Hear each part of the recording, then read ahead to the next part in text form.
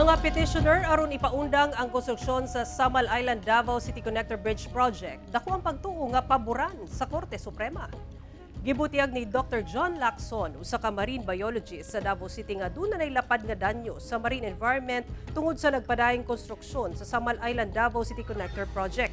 Lakip kuno sa labing apektado ang Paradise Reef kung asa 400 years old na kining coral reef sa Samal Island ug ang Hizon Marine Protected Area sa Davao City nga nadanyos tungod sa gitukod nga board pile kun mga poste. Unang nagduso og writ of kalikasan sa Korte Suprema ang grupo sa doktor kauban ang laing sektor.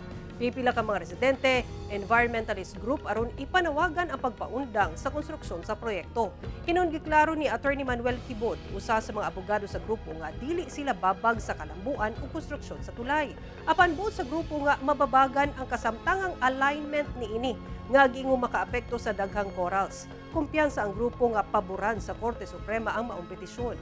Una nang gibutyag sa DPWH nga naa na sa 12% ang konstruksyon sa tulay ug gibarugan nga miagi sa saktong pagtuon ingon man feasibility study ang maong proyekto.